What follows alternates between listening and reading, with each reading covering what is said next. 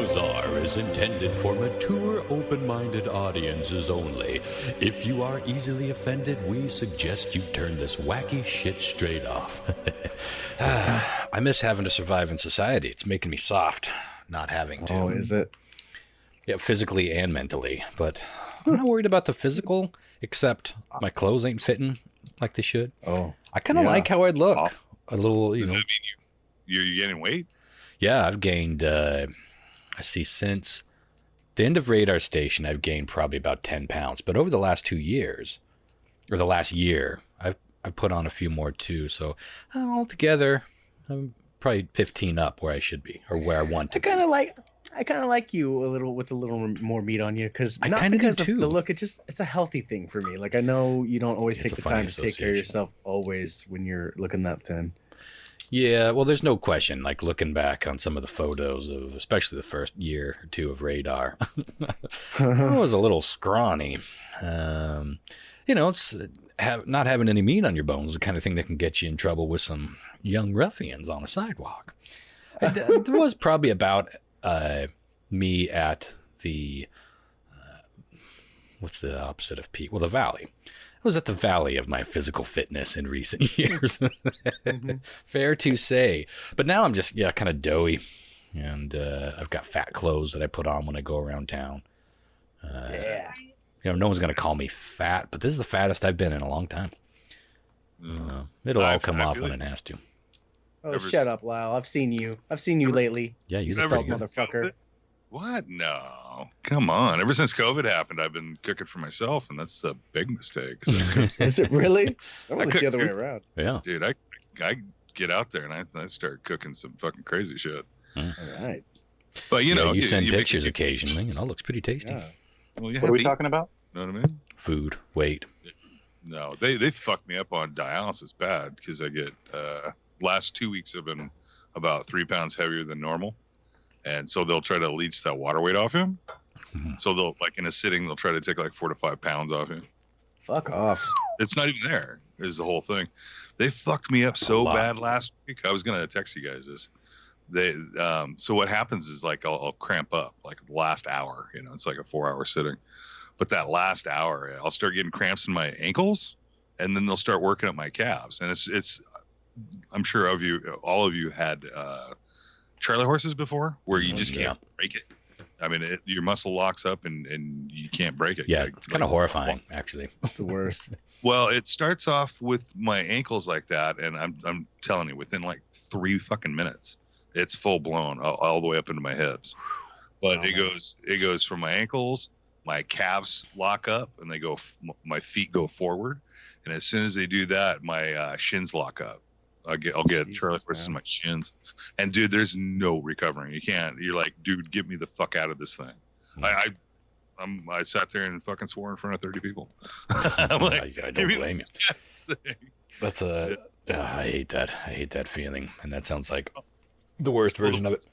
There's no like, if you crash, Fixing it. yeah, if you crash in dialysis, you pass out. It's no big deal. You're not going to remember anything. But like, that was a solid 15 minutes. And the worst thing about it, this is the worst thing about it, was typically when you get your fluids back, they put all your blood back in you and stuff. Typically that seems to release a lot of those muscles and stuff like that. So you're okay. You're hurt, but you're okay. You're not cramped. Mm-hmm. And fucking, I look down and I'm seeing both those lines are clear. And I looked at my nurse and I said, Jesus Christ, like, they're fucking, I'm still locked up. Yeah. That sounds brutal. Give that bag. Well, because they put a bag of I saline. don't mean to be a pest here, but I got clear like a Scientologist up in here. 2 days, man. I couldn't walk. It was like my Achilles tendon was all fucking torn. Ouch. On both legs. It's like, fuck. So I was expecting to do this a little bit later, but I came up with a concept in my head this morning, or this afternoon. We decided to podcast tonight. I'm pretty happy with what I rounded up. I'm going to be talking about some strange experiments. Now, this won't get, I'm not going to go anywhere near the Nazi stuff or even the the USSR experiments during World War II. That's kind of a separate topic, and I've actually covered a lot of that on the older show. So these are kind of more like quirky, like just things that popped up, random little experiments. Some of them I've heard of. Most of these I had not heard of. I'm skipping some of the more obvious ones. We need to do a show on the Vril. We never have. The Vril, boy, that sounds familiar. Remind me. The Nazi Vril. Is that like the best? There was the women that were, I want to say they were like kind of into like paranormal stuff. They all had really long hair, and they were being groomed to be like these psychics for the Nazis. Fucking put There's it together, so much Lyle. going on in the Nazi world. It's crazy. Like there's not a lot they weren't up to. Hitler really had like all these little pockets of, I mean, he was trying to teach dogs how to speak. You remember that shit? Real Rittler. Real Rittler. I don't want to be a Rachi. I read her and run with this right. He ain't looking around. Anywho, so, but before we get on to that, what you guys want to talk about? I want to ask Chris what he thinks of the Belching Beaver hard seltzer. You know, so John qualified Mark sent over an image of I'm a seltzer connoisseur, if you will. Sure. Really? So it's my go-to drink because it's low in calories and I've got a gut to lose. So John Mark sent me this picture of this really cool looking seltzer, and Bridget looked it up and ordered like 3 different kinds from Bevmo delivered today. And I've had them. I've had all 3. Well, delivered yesterday. I've had all 3 different kinds at this point, and they're good, but they're made from real fruit, so they have a fermented taste. So they have that more of a malty, almost like a beer. You can almost taste beer, Sure. like a beer flavor. But other than that, I just have to adjust to that because that's not, normally what I'm used to, the cheap stuff, not made from real fruit. So it's nice, good flavors. Belching Beaver. Belching Beaver. Oh, I'm troubled. I am troubled. Troubled and turned on. Troubled and refreshed. I stumbled on some ginger ale that actually was mixed ginger ale and green tea. And Really? you could find it in your local. Sounds fucking gross. It's pretty good. I could see that being light and refreshing. I really love green tea, but there's like for cramping and stuff like that, and do with dialysis and stuff. My doctor said something on the lines like ginger ale or tonic. Some ginger. They used to mix them with the old-fashioned drinks back in the 20s. Mm-hmm. Ginger. Is it ginger tonic or? I don't know. I've never heard of a ginger tonic, but I'm sure that's a thing. Well, it's a type of a tonic that it helps with just a gin tonic. So, but the thing about, and we talked about this all along your journey, there are so many people with kidney disease, and it's such an important thing that there are some major developments right around the corner. My aunt is a dialysis specialist at her hospital in Tennessee. She just got COVID. She got hit with it pretty bad. Oh fuck. She was assigned, when this thing first hit, she was assigned the COVID wing. Like, they set up a COVID wing for dialysis patients, and because they didn't want to mingle, the sick with the healthy, of course. But they had such it's a big hospital, and it was a big area, and they had quite a few people. But she dodged it all along, for months. And then there was some incident where something came unplugged, and basically she got sprayed with blood from an infected patient. Yeah. And so and this was after like running ragged for, they're all doing double shifts. And so that's not good for the immune system. And she has severe asthma. So she was knocked on her ass. It was scary. She's on the mend now, but for the first few days, it was like, I feel like death. And then the next day she'd be like, you know what? I think I'm over the worst part. And she'd get back. She wouldn't get back on her feet or anything, but she felt better. And then she'd go downhill again. And I've heard this from so many people that have had it now, that it'll do that. It's like peaks and valleys, and you'll think you're better.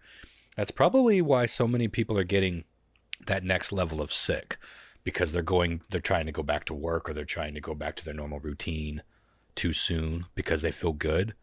but then they kind of like shoot their last little bit of energy to fight the thing off. It's a fucking tricky bitch. And then, of course, some people have it and they don't know. We just had the governor just came through because the Chelan and Douglas counties are the worst in the entire state. Yeah. But specifically Bridgeport, which is, over an hour away from here, they're having massive outbreaks. So they set up a free test station and they're trying to test the whole town and see where they're at. I don't know if that's come back yet. It'll be interesting to see where that's at, because so far, every time we do these huge blanket tests, a huge portion of that population is testing positive and they didn't know they had it, or they don't know they have it now. So what a fucking bizarre little bug. I'm really ready for all this bullshit to be over. We just had an outbreak at our local hospital here, and when I say local, I can practically see it from my house. But we had 40 cases pop up, spread throughout the hospital. Ooh, that's a lot for a town that size. Yeah, it's pretty big. Well, what you guys got news story wise? Depressing shit. Well, that might be the theme. We had a really fun and funny show last week, so I think fun and funny and illuminating. Very illuminating. I enjoyed it. I don't know about y'all, but I got some tabloid stuff. Yep. Let's hear it, and then we'll see what Lyle has, and then we'll get on to my soup day shower. Okay. So, a Maryland family calmly had lunch with a bear after it nonchalantly wandered over to their picnic table, sat down, and began helping itself to their food. I saw that. Caitlin Nesbitt, 29, admitted she was scared to death, even while a male relative suggested they bring the female bear some peanut butter and even playfully tapped her on the nose. It's not my fault if she scratches you, Nesbitt said to the man in a video shot by other family members. The bear ate and left. Yeah. Good, polite. Yeah. Eat and run, whatever. They got lucky. Some picnic baskets. They totally got lucky, dude. Not all bears will attack. They're not all the Mullen variety, but they're all capable. And I don't know when we're going to fucking learn. There's just another video of, I don't know if you saw that woman getting her ass torn. Maybe we talked about this. Her ass getting torn around like a fucking rag doll by a buffalo in one of those drive-through parks. Yeah. Fucking dumbass. It's funny. This ties well into our little video podcast we did today, Ronster. Yeah, good time to plug that. This will come up a couple days ago. But you might not know about it, so go check it out on our Facebook page, facebook.com. I don't know if it's /How Bizarre Podcast. Just look up How Bizarre Podcast. You'll find us. Yeah, it was a fun one. Christopher brought some animal attacks videos and stories and pictures. Check it out. It was one of my favorite we've done so far. Well, we've only done, 4? This is the 4th one? But it's really fun to be able to utilize video in photos. And this one is especially caters to that, as you will see. So check that out. Well, I've got another story here in keeping with the wildlife theme. Oh, perfect. Residents of Paterson, New Jersey, were puzzled when an emu ran through their densely populated streets, with one alarmed citizen telling police she'd seen a creature from outer space. Yeah, fair enough. Have you seen emus? They look like out. Yeah, for sure.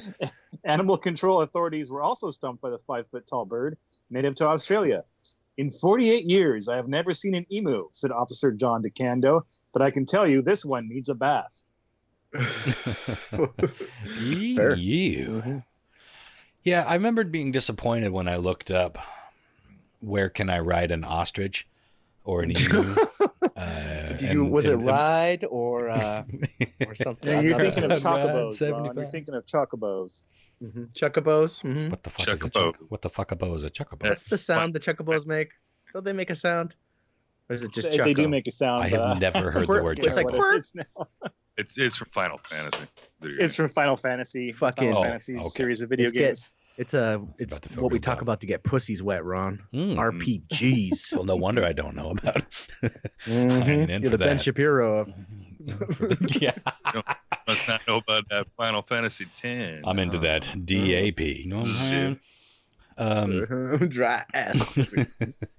I was disappointed because like before I die, I always imagined I would get one opportunity to ride a fucking ostrich, which is like one of the funniest things I've ever seen is a grown human riding an ostrich. What, as it turns out, it's not very, it's frowned upon. It's considered animal abuse. I was like, I didn't know that. It seemed like a pretty big Would you do bird. a bareback or ride a saddle? Oh, I think they usually go bareback. A raw dog. Yeah. They go raw feather. It's nut to feather. Well, I think they usually have trousers, but you know, it's just like you've seen the videos. You've seen what was it?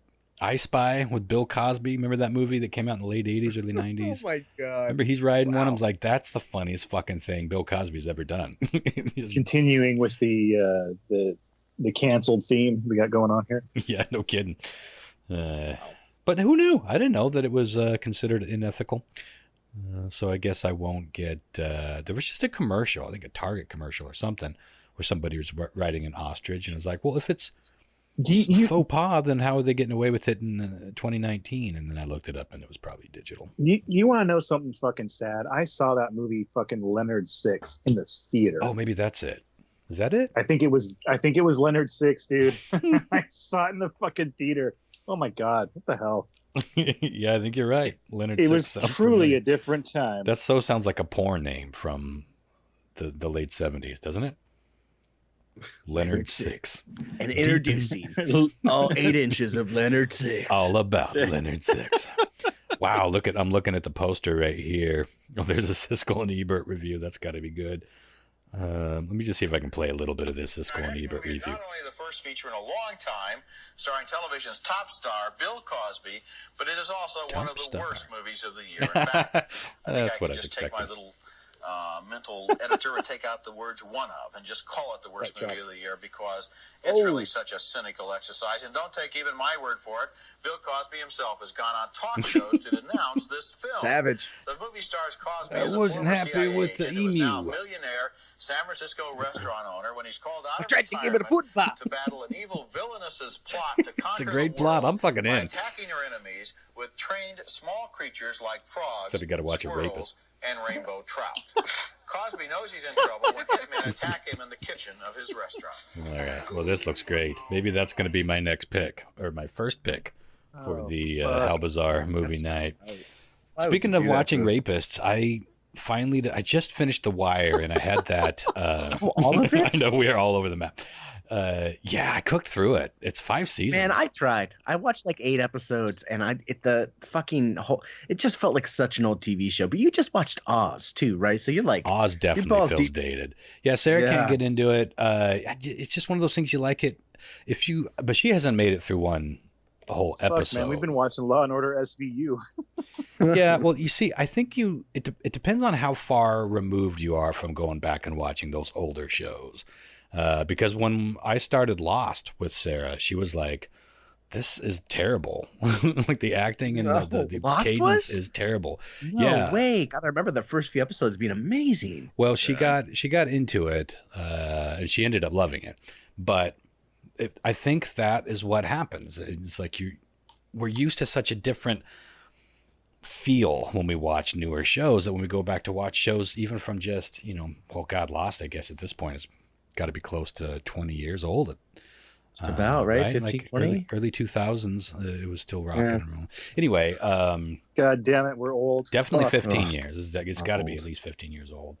But anywho, I started watching House of Cards because I've read that there are a lot of like similar, you get some similar vibes. Why do you want to do that to yourself, man? Well, similar to like what, to what's happening right now in the, no? What are we talking about? Similar vibes to The Wire. Oh, okay. And I love The Wire. I think The Wire it was better the second time through, honestly. God, you've watched it twice. Yeah. Hey, listen, mister, I've seen Stranger Things. The first episode of that show, and I was like, it's a little too fucking real right now. Yeah. House of Cards or The Wire? Both. Yeah, House of Cards is definitely like, it's a lot. It's frustrating, but it's also weird because that was the first time that I've really seen Kevin Spacey since all of that went down, since his career went down based on his sexual inappropriateness. Foibles? I can't remember exactly what. I think it was straight up rape that he was accused. It was like he was accused of some pretty gnarly shit, having to do with young male co-stars. So he was. I mean, he's done. He's toast. And I hadn't gotten into that show at all. But I was like, do I want to watch Kevin Spacey after all that shit? But I finally went back to watch it because I know that the show went on without him. I don't know if it's still going, but they definitely carried on without him. And I'm kind of dying to one see. season with Robin. They did one Penn. more season without him, Yeah. And she's great. Like everyone else is great. And that's the thing. It's like, well, these people don't deserve this show to be shunned. And going back to what John Mark said, it's like, that's a major... That's a major negative side effect to the cancel culture that we're in. We should be canceling rapists, by the way, just for the record. I have no problem with that. But you got to think about all these other people who, when these shows get shut down, you're not shutting down the rapist or the sexual harasser or the person that's been inappropriate for one reason or another. You're shutting down everything and all of those lives that have been impacted by it. And that's a lot of work for a lot of people. So ultimately I thought, well, I'll jump in, especially since it went on a little bit without him. But it is strange at first, and then you just kind of acclimate to it and it's like, well, that's just how it is. That's a person who I used to respect and I loved his work. And it's really interesting to watch this particular version of him because he kind of plays a creep. I mean, not like he doesn't seem to be acting like a sexual predator, but I don't think it's spoilers to say that within the first episode, he, as an aging man, is fucking like a 20-year-old reporter. I do enjoy the relationship that his wife and he have, the arrangement. Like it sounds like they can kind of fuck whoever they want as long as they're getting something out of it in terms of power or career advancement. Right. That's an interesting little caveat. It's a fascinating show, and it's not fun, much like The Wire wasn't fun. So when that show came out, it was like a couple years before 2016, I think, wasn't it? Feels about right, yeah. And so, but then as everything unfolded politically in this country, it came to a point where I was like, I can't watch this show anymore because it's not an escape. It's like it's real life, and it's just like fucking bumming me the fuck out, man. Because this seems all too fucking real. Because I buy all of this shit, like all of the stuff that they do, all the shenanigans they get up to, and all the fucking behind the scenes manipulating all that stuff. It's like, this is what's really going on. That's how I felt about Handmaid's Tale. I was like, we're so fucking close. Exactly. We're so fucking close. We watched the first season and it was like, this is gonna happen. We can't watch this for fun. Yeah. Fuck. Yeah. It is interesting how like you will watch a show that is all political, like Game of Thrones, or even something like Battlestar Galactica. Battlestar Galactica in a lot of ways was a political movie. So good. Or a political show, but when it's straight ahead, just like tit for tat, it is less fun.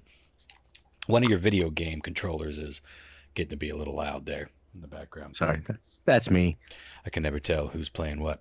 But yeah, I'm surprised that so many people I know are having trouble getting into The Wire. You do realize that it's considered widely to be consistently in the top 3 television series of all time. I'm seriously considering giving it a chance because, like I said, I only watched that first episode, but I was like, wow, this is like really fucking real and like just dark and like it is dark, gritty. It's like, depressing. There's no question. I can do this right now, but at some point in the future, when shit is not so fucking gritty and dark, maybe I will. It's like, you know what? I could use a little bit of change of pace from reality. Things are too good. But there's so much. There's just spirit. There's just so much fucking content out there right now, man.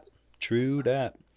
But speaking of content, I did want to ask Chris another question. Like, Chris, yeah, were you aware of or have you seen the new movie that Muse just put out? Jason Mewes? No, Muse, the band. Oh, no, I wasn't even aware they had done a movie. they put, so I think it's their version of like a movie like The Wall or something, where it's like it's a movie about like based on the storyline of their last album. So it's like an actual film. So they have like a plot and there's stuff that happens interspersed with like concert footage from their most recent tour. Wow. And I was wondering if you had heard of that or seen it yet, because I'm like, actually it's like a dystopian sci-fi kind of thing. Sounds like I've got to check it out though. Yeah, and I was just like, I'm trying to figure out if there's a way you can rent it on Amazon or iTunes and some other places, but I was just like, I wonder if there's a place that we could like stream it and like watch it together somehow and do the thing. Yeah. Naked, do drunk. the thing. Mm-hmm. Do the thing. That would be that. I think that would be fun. I'm into it. So nice. Excuse me. Lyle, did you have some news you wanted to share? Yeah, coming straight down from our favorite Daily Dubs. Doodle-doo-doo. Seems way too early. I don't know how to spin this one very well. I mean, I do, but I don't. It's kind of one of those things that, like, I'm really not really with the whole genetically modified, food normally. Mm-hmm. But like, what do you think about beasts, little beastlies? You think it's fair enough to genetically modify? Let's say 750 million mosquitoes. Well, it depends on how you want to like. It depends on what you consider genetically modified. Because literally everything we eat has been genetically modified throughout the centuries. Are we talking about making these things incapable of carrying malaria, or what are we talking about? Yes, it is. Slap the M-Files. What they're trying to do is basically outkill all the mosquitoes that are carrying disease, right? So there's a lot of mosquitoes that carry malaria and other things like that. This is a genetically modified mosquito, and they're only doing it with the females because the females are the only ones that bite. They're going to basically eradicate the existing mosquitoes to let these new evolved, humanly, genetically lab-made, mosquitoes take over. And they're going to do it. They're going to drop them. It's already greenlit and ready to go. I don't. And it's probably already been done, to be honest with you. But the experiment was supposed to begin in 2021, so next year. Well, I feel like every time we get seems cute, like nothing good. Yeah, exactly. I was going to say it almost seems like some negative shit comes out of all this kind of stuff when we do stuff like that. Yeah, well, we're thinking it's going to be doing something good, in the overall scale, but in reality, you're unleashing these monster fucking mosquitoes that, who knows, might develop a fucking addiction to human blood. Yeah, malaria 2.0. Who knows what they're gonna? Yeah, exactly. They might get a taste for some other animal that these current mosquitoes don't have a taste for, and then there'll be some new parasite or some new bacteria that fucks us up even more. Yeah, we think we got this shit all figured out, man, and then we drop a bunch of genetically modified mosquitoes into the world, and then we're like, oh fuck, there's where we went wrong. Well, if you look at history too, it's kind of little suspect, like Lyme disease with ticks and shit like that. So you never know what the real thing is. I mean, who knows? They could be doing it to whatever they want. And also, it's like, I mean, if you want to break it down to like the basic concept of what this is, it's like, oh, we have a problem with this. Oh, well, we got a problem with these rat type creatures. Let's bring some cats in. Okay, well now we have too many cats. Okay, what can we do about the cats? You know what I mean? It's like a never ending. There are children's books that already covered this. Once you start dropping things in, you start fucking up this chain reaction. But it's like you start disturbing the natural balance of the area that you're in, and suddenly you have a different problem. And it's like, okay, well, how do we fix that one now? Like, sure, it's when you're messing with the ecological whole, the whole fabric of the whole existence of little animals, it's very, very, unique in its own. And you get rid of one little thing and that changes it completely. You know what I mean? The whole ecosystem. So obviously it's been greenlit. It's gonna happen. But like, what's gonna happen? This is the question. It's in Florida. So happen? Yeah. Yeah. We might have a recap in a few years on Chris's questionnaire. Yeah. Well, we shall see. Who knows? Maybe it'll be a great thing and malaria will be gone. But that in and of itself could have a chain reaction that we're not prepared for, because malaria is killing off certain species, certain things. See, nature does this thing where it creates these sort of built-in barriers, and there's like population control, there's like density control, there's all sorts of things that sort of happen in nature. And we have been a part of the world for so long that we are part of some of these natural cycles, even if what we're doing is unnatural.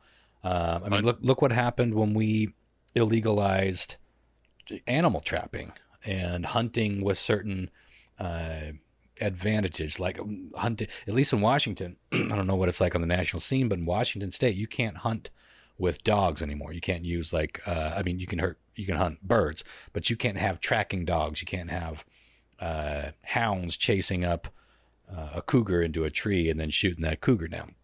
Now, some of you might think that sounds great, especially trapping. Trapping, it can be pretty horrible because the animal almost never dies. It's like it's stuck in a painful, violent snare until whoever trapped it comes to put it out of its misery and then take it home.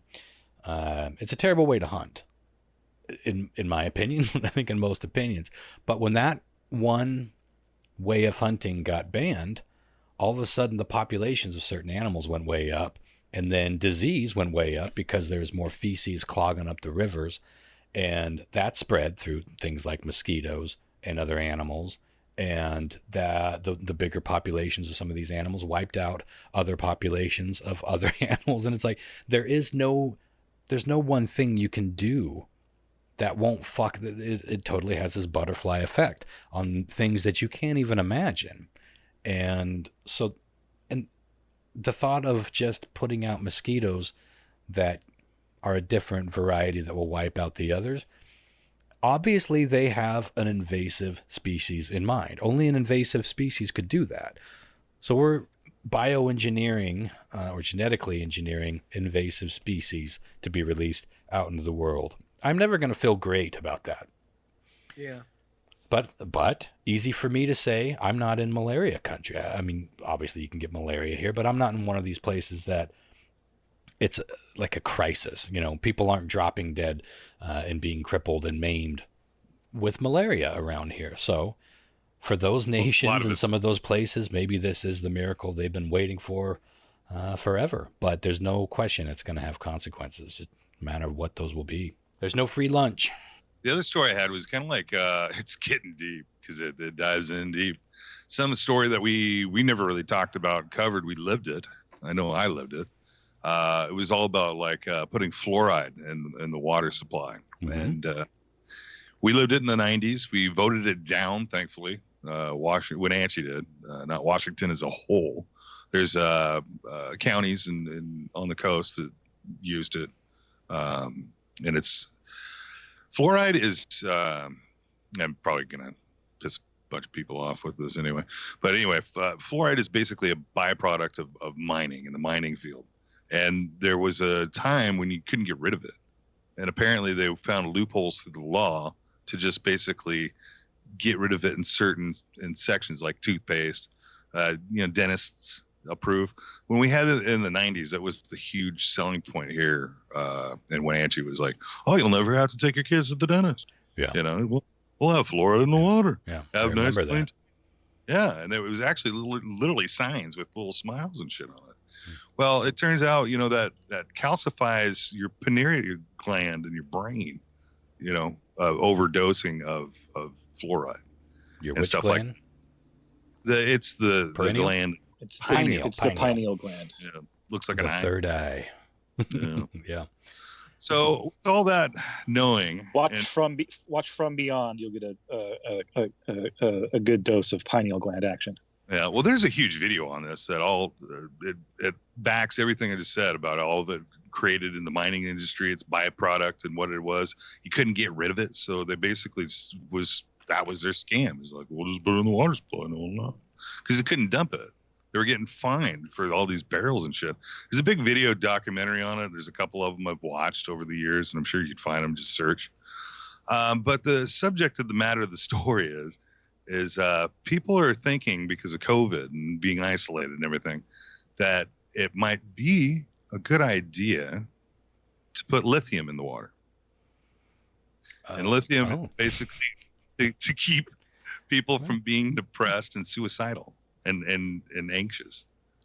Lithium. But it's lithium. It's being actually talked about for people that they think everything, it's an anti-suicidal effect is what it gives you when you're taking traces of lithium. Well, this goes back to the my point about the mosquitos. Yeah, that's going to have some unintended consequences, as these drugs do themselves.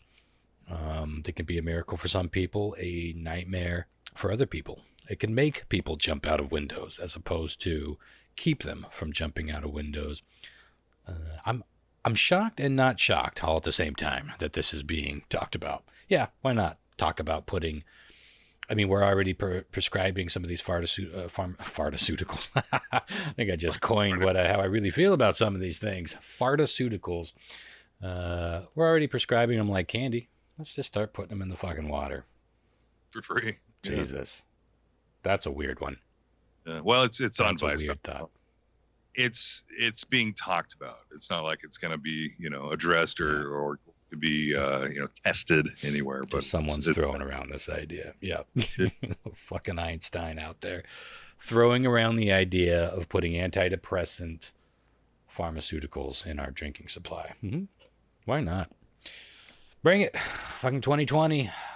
Robo mosquitoes and happy water. Let's just see where this all sounds like the beginning of a great dystopian sci-fi.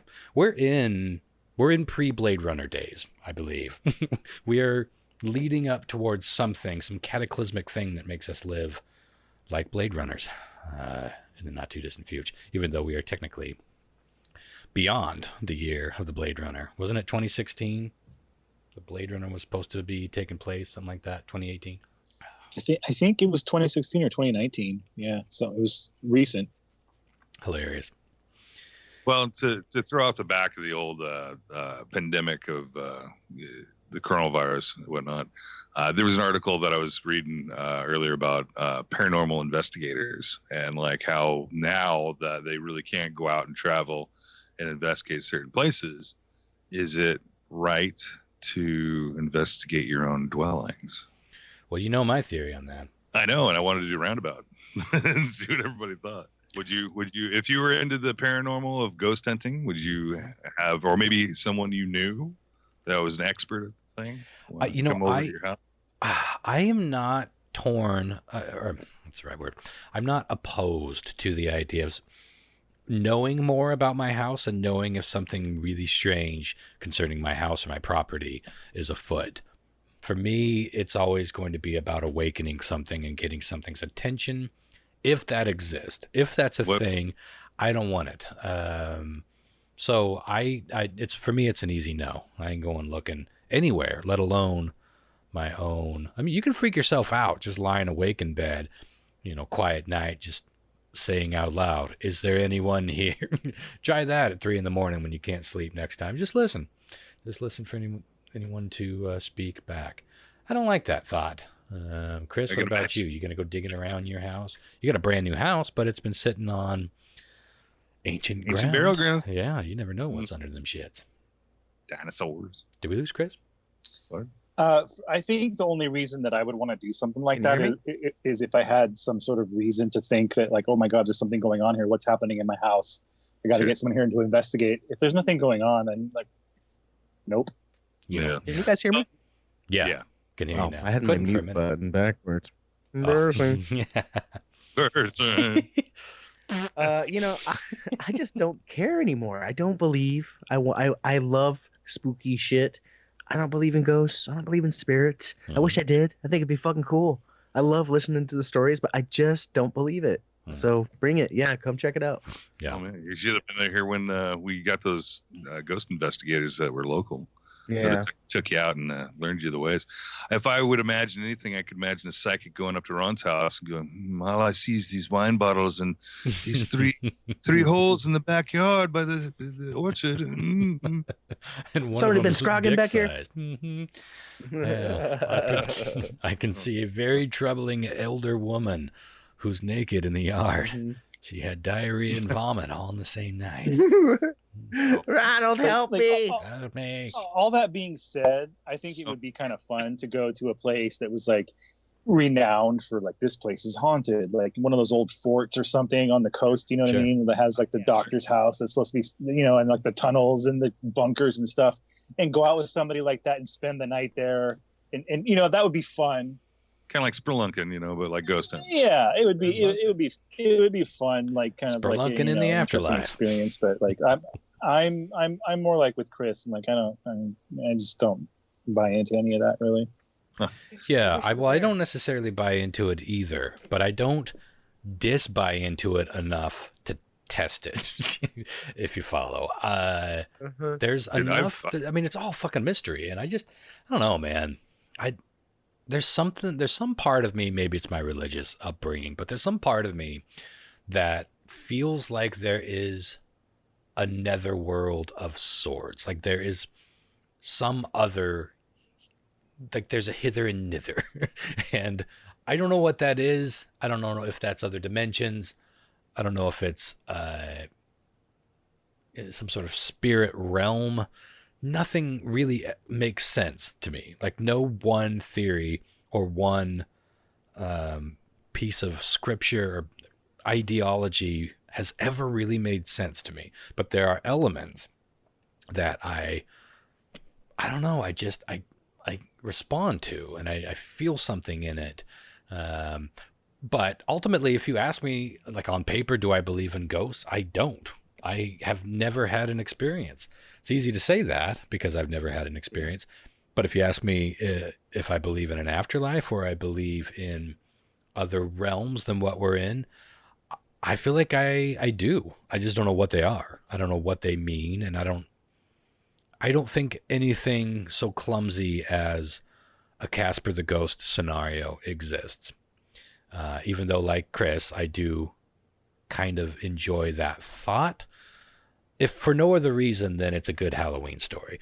But I can't get there. But I also can't get that there's nothing. So my mentality is to give it just enough respect to not have anything come and knocking. But there will be no surprises at the end of this journey because I always keep an open mind that anything's fucking possible. I mean, look how wacky whatever this is. How could it be any less wacky in the afterlife? A lot of ghost hunters, they feel that way because of some places that they go to investigate, that trouble will follow them home. Yeah. There's numerous cases of that.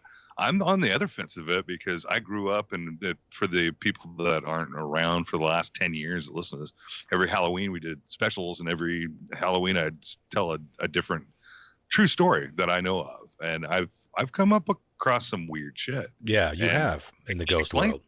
I can't fucking explain. Or at least in that, what we think of as the ghost world, yeah. Oh, we have a mutual friend that was had his house, and he moved into it after he bought it, like 5-6 years after living there. He's dealing with a lot of shit. He had these giant paintings, 3 foot by 3 foot paintings in the wall that were knocked down all the time. They were, they were possessions of his father's. He made sure that they were, mounted correctly. His neighbor ends up talking to him for a little bit, and he goes, "Yeah, you didn't know there was a murder in that house, like 10 years ago." And like, what? Yeah, the guy went away free, scotch free. He got away free. He got away with it, and he moved away. Free scotch? He went to renovate it downstairs and found a fucking bloody goddamn knife in the wall. Wow. You know what I mean? So who's to say that it's a good story. You know what I mean? It's weird shit. You know what we need? You know what we need? And I don't know if I've seen this before. there's plenty of like ghost hunter shows and stuff like that out there, but has there been a show yet that is like the Project Blue Book of like ghosts, where like they have some people that go out and they investigate scientifically, not like is someone there? If there's someone there, give us a sign. That kind of shit. Like if someone actually goes to like, oh, okay, so I don't think so, because it would just be so you 45 minutes of. It'd be the boring. Nope, nothing's here. So you had some paintings fall off the wall, and they investigate like the property and the surrounding area, and it's like, oh, well, the reason that this is happening is because there's like a fucking mine across the street, that kind of shit, where it's like, see, that would be an interesting show, like, but I could see the TV runners or TV executives saying no to that pitch, because it's like, no, we got to have drama. We got to have a fucking ghost in every episode. We got to have shit flying off the walls. We got to have EVPs. They made that show. It's called Scooby Doo. No, dude, it's not. You know Chris kind of has a point though, because Scooby Doo usually ended up being need to be they just debunk shit. It's not a ghost. It was old man Jackson. Fucking he would have got away for it. Got away with it. It was where you were rescuing kids. Well, should we get on to some strange experiments? Hit me. Let's do it.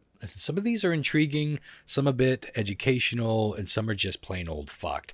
And again, we're not staying away from the Dr. Mengele stuff. This is more just some of the kooky shit that I've managed to come across. We're going to start with the story of Albert Stevens, also known as Patient Cal 1. Now, Stevens worked in construction in Ohio, and he was misdiagnosed with a terminal stomach cancer back in the 1940s. They did find some benign ulcers in his stomach, but this was easily treated. Now, instead of phoning up Mr. Stevens with that grand news, the government, who, by the way, was busily working on the Manhattan Project and other nefarious doings at the time, they were geared, toward ultimate destruction. They decided to utilize this, and they basically turned Albert into a quote-unquote volunteer for the betterment of his country. They just decided to not tell him. So what they did tell him was that he did, in fact, have terminal stomach cancer, and that they were willing to try a new form of treatment to try to cure it in the guise of high doses of plutonium. You gotta be shitting me. Plutonium. High doses. In fact, he stands to this day as the human with the highest dose of regulated radiation in history, that we know of anyway. Now, once they injected him with so much plutonium that all the counters and meters basically said that he had more radiation than if he were standing right next to the Chernobyl reactor for 10 minutes. Oh, one shit. researcher said that. So over the years, Stevens would go back to get checkups and more injections, and the docs and scientists would just watch and see what happened. They followed him. Stevens never, he knew his stomach troubles were getting better, and he basically just wanted to go back to his life. But this was after like 10 years of these experiments. And he did go back to a normal life, and he lived another 20 years, and he died at 79 from heart failure. And it was only years later, after all the Cold War era documents had been declassified, that anyone knew the trickery that the U.S. government was up to concerning. How did he survive? No one really knows. That in and of itself is a scientific study, as they say. Do you think his urine glue in the dark? It might have. They were doing studies on his urine, and at one point it was essentially liquid plutonium. I mean, they were injecting him with so much fucking plutonium, and he just had an ulcer. He went in with an ulcer, and they told him, "Yeah, you're gonna die unless we give you this." I thought that was gonna be some some Joe versus the volcano shit where they needed him for some special mission. You're dead, man. It'd be much better. Yeah. Could you imagine if that was flying the UFOs that we've all been seeing? It was that dude's fucking urine, and that's what was powering. Just gluing in the dark. They really figured it out. Well, if you think about it, it's the greatest renewable energy source, right? Right. We got to do is drink water. That's what. come with us. We're going to probe you. Mm-hmm. Here's one that will make you hate humans more than you already do. The elephant acid test. And it is just as it sounds. In 1961 or 62, a group of researchers in Oklahoma decided that it would be real neat to find out how much LSD a full-grown elephant could take and what it would do to him. So off to the zoo. Now, they managed to convince the zoo director, Warren Thomas, that this would be good for fame and prestige, and, it would be in all the headlines, scientific experiment. So he himself... How do they know how much to give a fucking elephant? Well, they did a little math. So the director himself actually shot a cartridge of 273 milligrams because they figured that's about 3,000 times the normal dose for a human. And, it's a big beast, and elephants are known to be resilient, I should say, to certain narcotics and drugs because they've been testing on these big, beautiful animals for years at that point. So, 3,000 times the normal dose of LSD. Well, the second the needle hit the elephant, he trumpeted just a few times, bucked, and then kneeled over dead. Oh, my God. Now, oddly, everyone seemed surprised by this. And the researchers had to hold a press conference where they basically said, and I quote, "It appears the elephant is highly sensitive to the effects of LSD." Unquote. Like the fucking guy doing the calculations, looking down at his notepad, saying, "Oh, that decibel is supposed to be one thing over here." I carried 2 zeros. That's almost never right. Fuck, that's incredibly terrible. Yeah, the poor thing just keeled over. Cartoon. Just Remember that like, cartoon? can you imagine the trip it had right before it died, though? Just like 30 seconds of what the they're dead. Yeah. There's the elephants. Remember that elephant cartoon that was like, it was like all high as fuck? Oh, Dumbo. Yeah. Jesus, we Oh, went over this is that on Dumbo? Was it? It was something. It was something back in that. Isn't that Fantasia where it's all the pink elephants and they're all like neon? Yeah. Maybe it is Dumbo. I haven't seen Dumbo in forever. Dumbo has that too. Well, then it just must be Dumbo. Fantasia had scenes like that where it was like just a straight up LSD trip. But why was that happening in Dumbo? Was he having a nightmare or some shit? Did he get drunk? No, I can't remember. Oh, was somebody drunk? I think it was something like that. I do remember in that. cartoons and old shows, they would have you believe that being drunk was essentially being on narcotics. Like everyone was like seeing things. You could do that if you're like super, super drunk for 20 years and then you try to quit. But the whole pink elephant thing. What the fuck? Did you see the remake of Bugs Bunny now? I guess the Elmer Fudd is not chasing, or not the rabbit, the duck, Donald Duck. He's like chasing him around, and instead of having a shotgun, he's got a sickle. Oh, that's better. I know we talked about it. I talked to somebody about that. I don't remember it being a sickle. I knew they got rid of the gun, but yeah, that is funny. Yeah, it's still just a weapon. It's like a scythe, I think. I think it's a scythe that he has. I'm the Grim Reaper with a rabbit. Grim Reaper. Yeah. That'd be a nightmare in and of itself. If the Grim Reaper was fucking Elmer Fudd. I mean, shotgun. You waffed and waffed when they beat me on that cartoon, and now I'm coming to take your soul. It's not the best Elmer Fudd, but I get you there, right? Well, tune in next week. We'll be... And quit fucking around with the originals, man. They were fine, just the way they were. I know. We're so fucking stupid. We always fix the problems that aren't problems. This is just like this is just new stuff. They are going back and editing the old shit too, though. Pretty soon you won't be able to see it in any kind of digital format without pirating it. Yeah, go ahead. Plus Disney Plus, they can't control everything they put out. So. You can't find a streaming version of E.T. where they have the guns. There are walkie-talkies now. Remember they went back and digitally replaced all the guns with walkie-talkies, and now you got a bunch of people pointing walkie-talkies. There, he's over there. I'll radio him back to mother. Well, it's also pretty hard to find original Star Wars that's not Episode 4: A New Hope. Oh, who can even remember what's original at this fucking point? Good Lord. Oh, and something else, I think, Splash, Daryl Hannah. Mm-hmm. They CGI'd butt out for the new channels. Like somebody was watching it and they said that it said, you know, the butt scene when she's running across the lake. You know, or whatever. I think that's fair if you're going to play it like on network TV, but if that's the version you're getting on Netflix and Amazon, then make that an option, but leave the original up. I'm always fine. Do whatever the fuck you want as long as you leave the original available, right? Isn't that kind of all we ask? Like call your other version. The thing that everyone hated George Lucas for was he did the opposite of that. He went after previously released versions and had them destroyed. He had them recalled essentially, and sometimes he would do this twice in a year. He was fucking with shit so much. And the reason I asked, well, who can remember what the original was? Remember we talked years ago on the old show, there was like a Star Wars 1977. You can get it on archive.org last I checked. When you go back and watch that, you actually, for the first time in my life, I was shocked with how even the version that I remember from my youth had been fucked with.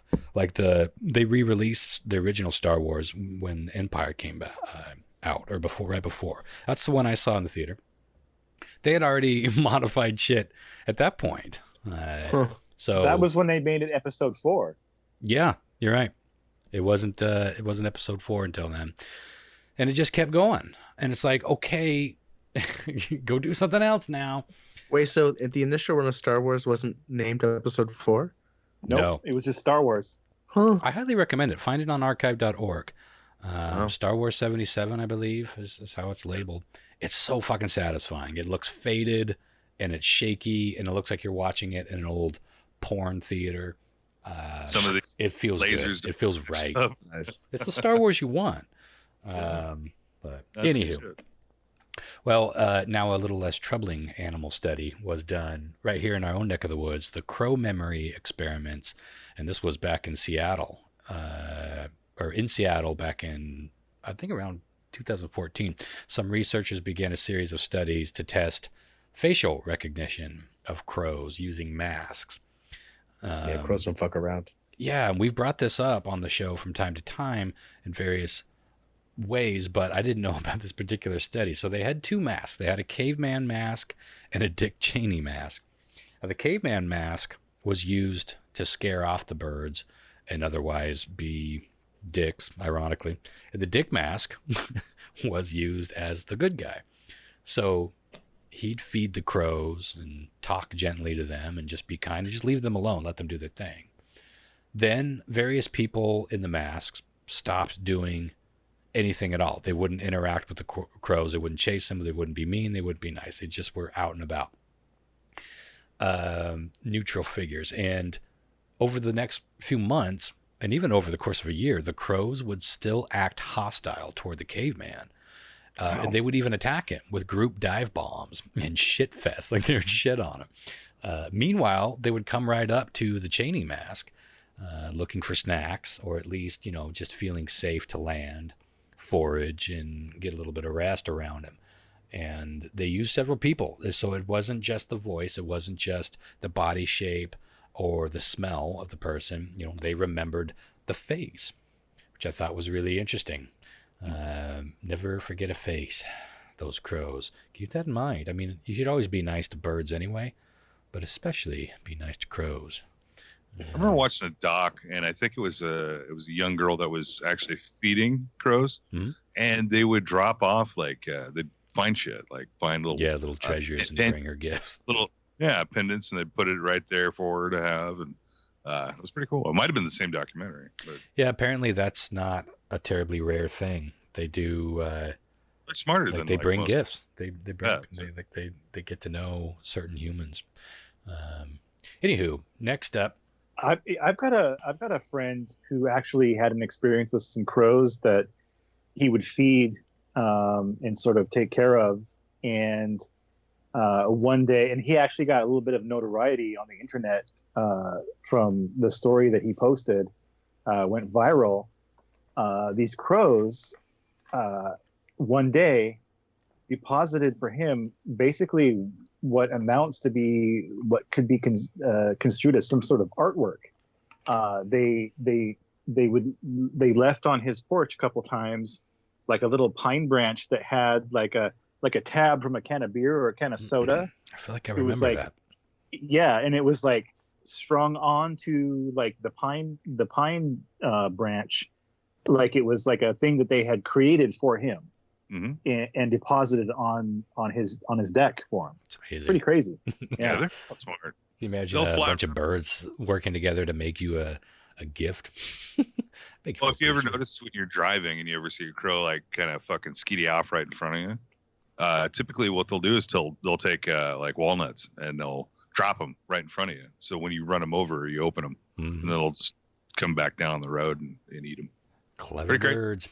Yeah. Between 1963 and 1973, dozens of Washington and Oregon prison inmates were used as test subjects in an experiment designed to test the effects of radiation on testicles. Now, they did know what was going on. They were bribed with cash and the suggestion of parole. 130. Suggestion. Yeah. The 130 inmates altogether willingly agreed to participate in the experiments conducted by the University of Washington on behalf of the U.S. government. Now, in most cases, the subjects were zapped with over 400 rads of radiation, which apparently is the equivalent of over basically 2,500 chest X-rays. Wow. And this was all in one 10-minute interval. Holy shit. Can you imagine getting 2,000 X-rays worth of radiation right to your nads in 10 minutes? Over many, many intervals. But we're some hoping the growth maybe a third. Yeah. You would expect. It wasn't until much later that the inmates learned that the experiments were risky and way more dangerous than what they were told. So in 2000, the participants all settled on a $2.4 million class action settlement from the university. Good for them. Wow. Yeah. Crazy. So that's divided like by how many people? It's probably not a lot. It isn't. Class action lawsuits never are. Well, that's a chunk of change. It was 130 people. So, usually these class action settlements are thousands. So I've won a couple of them or been part of a couple of them. And I never even bothered to cash the check. They were that low. It was like $12. I was like, well, if I remember like deposit $25 max or something. It's like, fuck. I'd go to the bank for that one.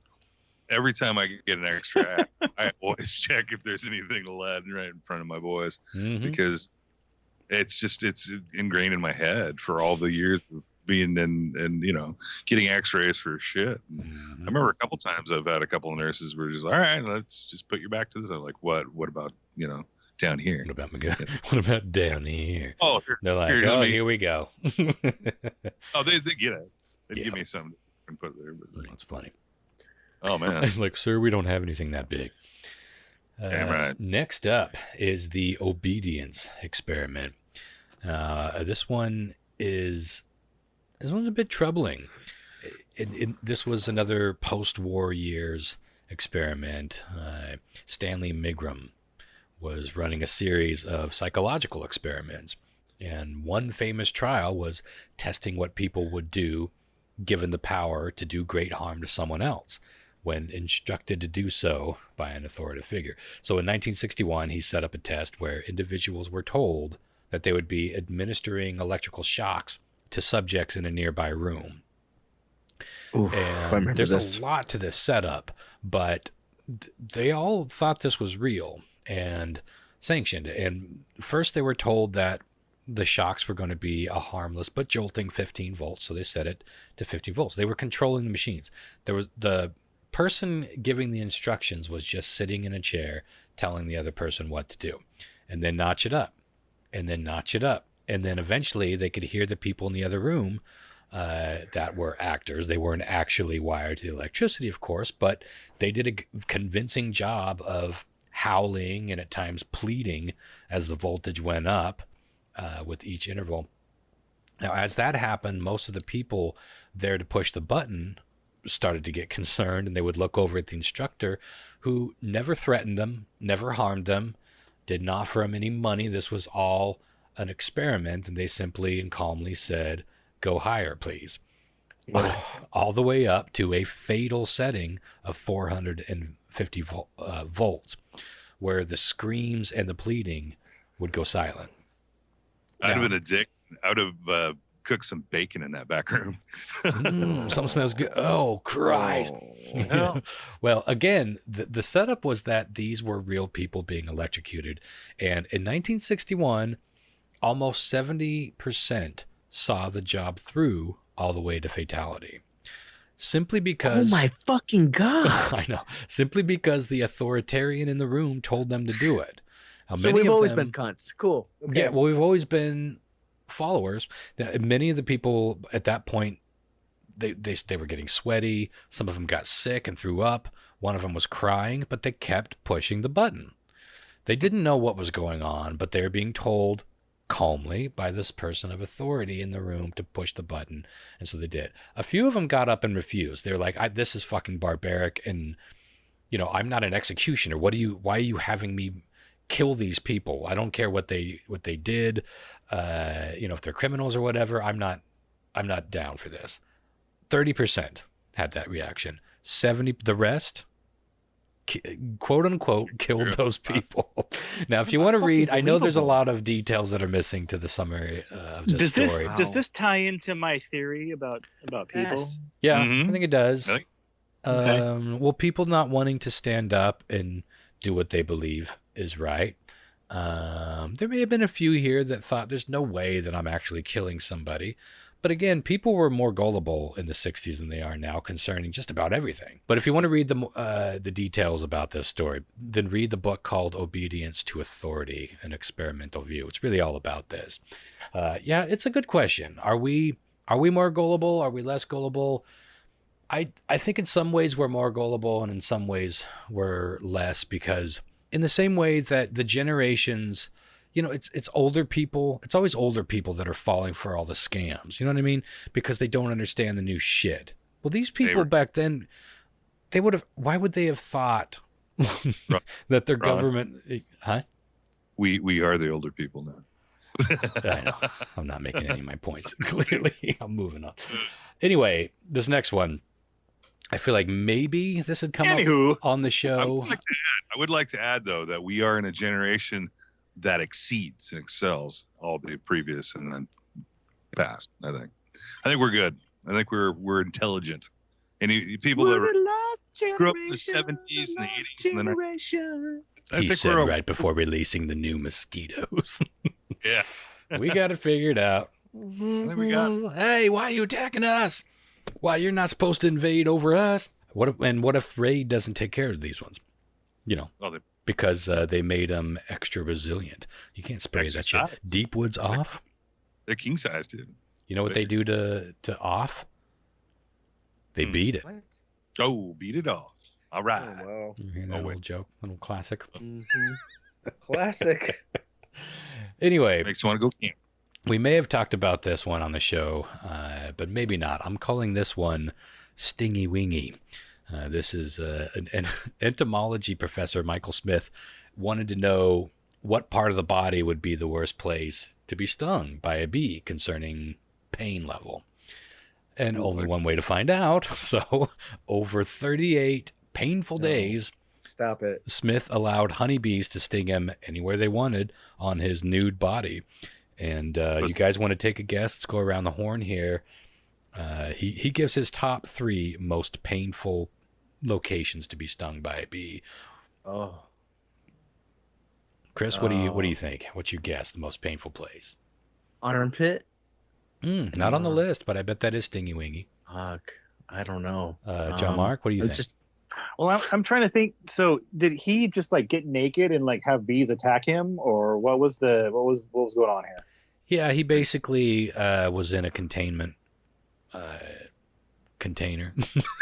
He was in a contained containment container. Was this study to discover the 3 most painful places that a bee would normally be able to sting you on, or just in general all over your whole body? Well, he didn't want to know the 3 most. He wanted to know what part of the body was the most painful. And he categorized most painful. He categorized them from 1 to 300 or however many times he was stung. Oh my God. But he had clear fucking winners hobby. and losers. He also I'll tell you those two. He also cataloged the ones that were the least painful. Well, I'm gonna go. There's no I'm gonna point. go through a process here. I'm gonna say so. I would guess that if he had his tongue sticking out and he got stung on his tongue, that'd be pretty painful.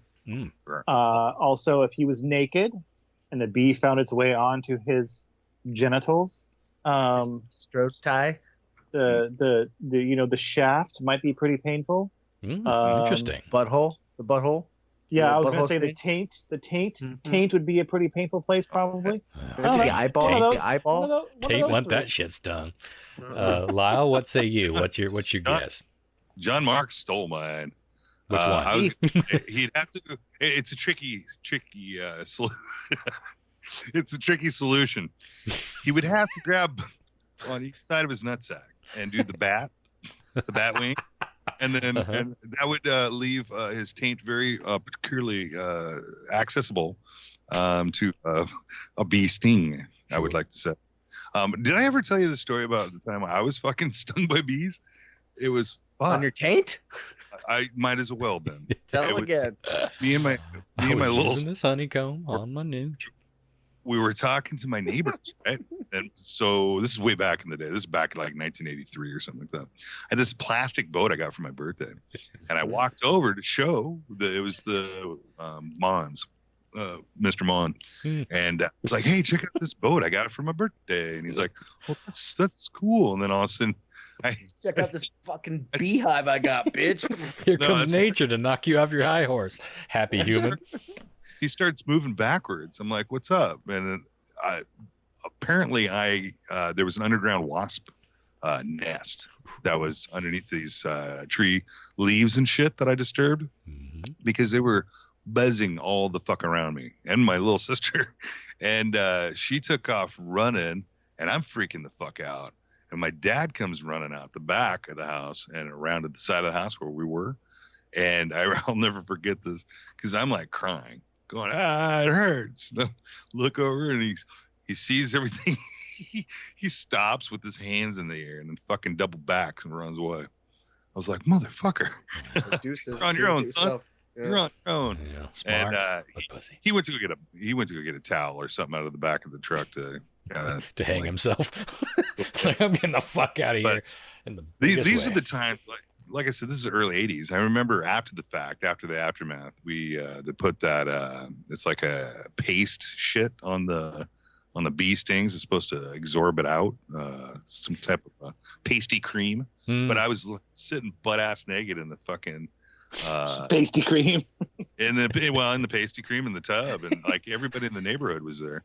And they were all like, "Oh, what's going on? We heard screaming. What's, as you would, back in the 80s, if you heard some commotion up the road." People were outside back then.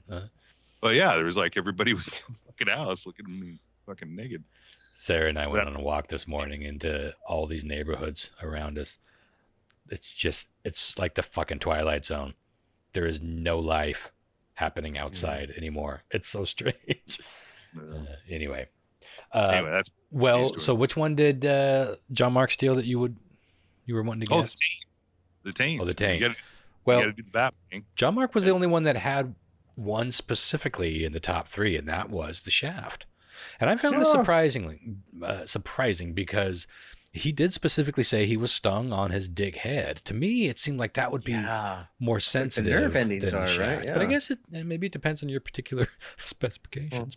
But the number one place to be stung is your nostril. And I was stung by a hornet there after I hit its nest with the rock up in Silver Falls. And I thought the world was ending. It hurt so fucking bad. Was it inside or outside? Like on the outside of your nostril? It was like right, like the little bridge of your nose, the little middle piece between your nostrils. It was like right just on the inside of that. Yeah, it's a tender ass spot. It was insane because now that I think about it, when you got a zit, that's the thing. We can one of those areas. It's that's so painful. The fucking worst. Or a little staph infection. What? I remember. you and Johnny, and we all went up there. And we You got might have been with me on that trip. Yeah, we went hiking. We went all the way to the top, as far as you could go, like physically, because we were sliding back down the mountain. It was fucking crazy. Well, I threw, I don't know what, it was the biggest fucking hornet nest I've ever seen. And we were getting ready to leave. It was like, I'm going to take a fucking rock at that hornet's nest. So I pick up a rock. I stand up on the picnic table. I'm probably like 20 feet away from this thing. The second, I'm not shitting you, the second, because they have guards and scouts out looking. They knew the second that I picked up that rock, they knew it was on. And the second that rock left my hand, I was stung. And then it didn't even hit. Maybe it hit. It didn't knock it down. I remember being surprised with how, it did hit and it didn't knock it down. It just swung back and forth, but I was already stung and I ran in to get into my brother's truck. It was like, drive. And it was like a 2 hour or hour and a half drive back home. And by the time we got home, I could finally talk because the pain had subsided enough. And I just kept thinking, wow, that was a bad choice. That was one of those situations where had I not just fucked with nature, I was 15 or 14 or something. Like, if I hadn't just picked up that rock, like I'm going to throw a thing at a thing, I'd be fine. Laughing, having a grand old time, listening to tunes like we all were. Nope, I was just sitting there in the back seat like, I couldn't process thought. It hurt so fucking bad. Have you ever been bit by a wasp? No. Not stung, but bit.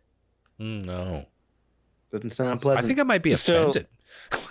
When I was when I was in Bangladesh, when I was in Bangladesh as a youngster, there was one night. So we were coming home from somewhere, and it was nighttime, and we were going up to the front entrance to our house, and my dad was like, he was asking me to turn the light on so that would shine a light on the place so he could get the key and blah blah blah. He's like, turn the light on. It's like over there. I was like, where's the light switch? And he's like, it's over there on the wall, like behind those plants or whatever, There's like some outdoor light switch for this, porch light kind of deal. And I was like, I don't see it. So it's dark and I'm like kind of rummaging around through this foliage trying to find the thing on the wall that he's talking about. And I see something that looks like the same size and shape in the darkness as what the light switches looked like on our house at that time. I was like, okay, so I'm like poking my finger in there, trying to find the switch to flick it, and I'm like, what the fuck? Where is it? And then suddenly there's this stinging pain on my index finger that I was pointing with, trying to find the switch. I was like, what the fuck? And it was a wasp's nest that was exactly the size and shape of what the light switch would have looked like in the darkness. And a wasp had bitten me. I would lit you up. Have you ever been bit by one of those earwigs? Like a healthy looking earwig? Yeah, I get pinched by them all the time. That stings. What? Now, how do you know that it bit you and didn't sting you? Because it was have you ever had when the ants have those chompers? There's like a big black ant has like a chomper. You watched mandibles, it. Yeah. You watched it go into your flesh. No, I could see that's what it was. It wasn't like a sting that has a welt and it raised and it stung afterwards. It was just like a chunk of flesh torn out of my finger. Interesting. Wonder why it would choose to bit me. It didn't sting me. Yeah, it was weird, huh? Maybe because there are some things that can sting you and go on to sting, and then there are some things that can sting you once and then they die. One and done. I never know which is which. Wasps can sting you over and over. Bees sting you once. Honeybees, certain types of honeybees, sting you once, and then once they pull their abdomen away, their stinger pulls out of their body, and then their guts fall out basically, and they die. What about a hornet? I think that can sting you over and over too. Yeah. Cool. Dickheads. Yeah. Don't go throwing rocks. Just leave nature alone. just leave those critters alone. Easy way to go. Moving on, the Chigger fucking experiment, as I'm calling it, of course. This is one for the books here, gang, because this is a true tale of somebody putting their money where their mouth is concerning the research. Chiggers or sand fleas are more than just a painful nuisance. They can burrow into your flesh. They swell up, they lay eggs, and they can spread disease, a specific type of disease that can permanently disfigure your feet, interestingly. Now, a young German researcher named Marlene Feilich, I guess. I'm going to go with Feilich. She's an interesting young gal. She wanted to know the answer to a long-standing mystery about the pests, and that is, where do they fuck? Because they knew everything else. So she purposefully infested herself with these bugs for fuck's sake, 2 straight months. She made them comfy. This is why we can't have nice things. This is exactly why we can't learn nice shit, things. though. It's you got to look into this woman. She's an interesting girl. She just looks like somebody that you'd meet at a cocktail bar and maybe you'd flirt with. You never know what people are up to. I know that maybe that even sounds sexist or something-ist, but I remember them just being surprised, like, you just never know what people are into, or not into, like sexually, but up to with their lives. It's like, I wouldn't have ever guessed, looking at that person, that she's like, you know what, infest me. Pretty courageous, all in the name of science. So she purposefully infested herself with the bugs, and for 2 months she really put herself in prime conditions for them. She was gentle. She made sure not to crush. She made sure not to do anything that would chase them away. God. I know. Very intimate. Now, to her delight... excellent host. Well, she basically just sat Literally. there, felt and observed. Yeah, she was a great host.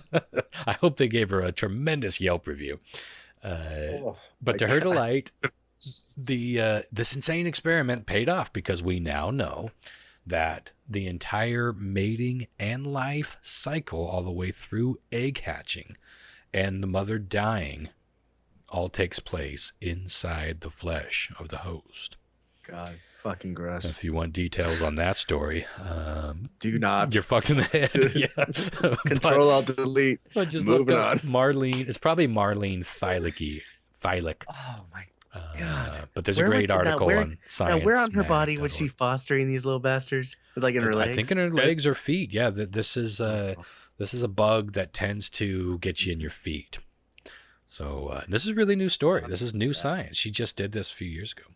No. Didn't they also isn't there also a theory, or maybe even it's like a scientific fact, I don't know, don't quote me on this, that like the reason that people from the South had like a stereotype about being sort of slow and dull at one point in time, certain people, was because of the chiggers that would get in them and would like kind of like work their way through their body and sort of affect their brain functioning. No. I'm pretty sure I heard that was a thing. I haven't heard that. Yeah, I don't know. Everything that I read, just kind of doing some side research from this one story, it just all talked about the feet. Like it can permanently disfigure your feet, fuck them all kinds of up. But if something can do that, it's possible that it could do other neurological things, and anything tied to that can fuck up your brain. But yeah, I remember hearing stories about chiggers back in the South from some of my family, and it sounded pretty miserable. But next up, only got a couple more here. Patient B19. This is a gem. Back from, the basis starts in 1954 when James Olds and Peter Milner of the McGill University discovered that the septal region of the brain is the feel-good center. And that when you applied electrical stimulation to it, it often triggered sexual arousal and even orgasmic pleasure. They found this out on rats, of course, and when they rigged up a rat with an electrode that fired on the septal region, and they put a button in the rat cage so that the rat could basically hit the pleasure button whenever he wanted, took the rat, about an hour or so to make that connection. And once he did, he proceeded to push it over 2,000 times an hour. Yeah. Gimme. Yeah, more of that good shit. Now, years later, in the 60s, I believe, maybe early 70s, Robert Heath from Tulane University wondered if this could somehow be used to fix one of the most pesky of all of our mental illnesses, homosexuality. So fuck that. He got the idea somehow that maybe these gay people could be quote unquote cured of their sinly ways. I honestly don't know if he was coming at it from a religious standpoint. I couldn't find any of that in. I cross-referenced this from 3 stories. None of it mentioned that, but just, at the time, even if you weren't religious, it was probably in many circles just considered to be an abnormality. Even to this day, it's crazy. To this day, there are still some fairly respectable scientists out there that look at homosexuality as if it is some sort of brain abnormality, like it's a disorder. Whatever you think about that aside, and however he was coming at this and why ever he was coming at it, this is what he wanted to experiment with. So he found a willing human, lab rat, if you will, which he called patient B19. And experiments were underway immediately. Now, he was a young male gay prostitute who was never attracted to women, never had any real female encounters. So Heath inserted this Teflon-covered electrode into B19's brain and started small and gentle, as you would. Almost immediately, though, even with a tiny bit of electrical stimulation on the septal region, B19 said that he was noting more of a libido than before. And he had already been pretty sexually active.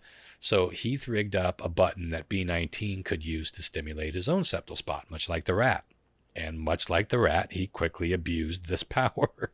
And in one 3-hour session, B19 had hit the pleasure button almost 2,000 times. And Heath came into the room and he was like trying to communicate with him, but B19 was in a state of euphoria so great that he was basically just off on his own planet for several hours. Now finally he came down and was able to report that he was basically a walking hard-on and needed some fucky-sucky soon or there would be troubles. So Heath decided to hire a female prostitute and have a little test. And by the way, these were all officially sanctioned university studies. So Heath had to get permission from the state attorney general to hire the prostitute legally for the study. And I guess because ridding the world of homosexuality was a noble cause, he allowed it. Fucking craziness. So here you had official politicians signing off on prostitution in the name of science. So the bed was made, candles were lit, a little bit of soft music, and the experiment was on.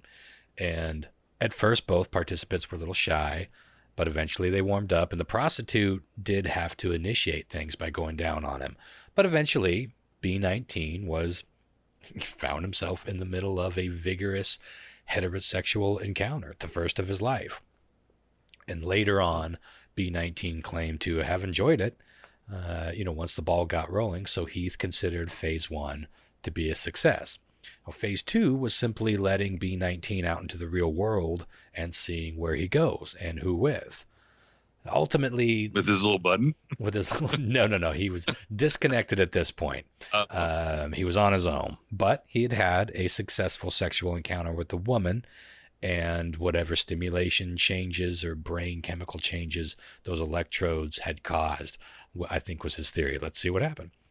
So they eventually lost contact with each other, but Heath did learn later on that B19 went back to hooking only for men.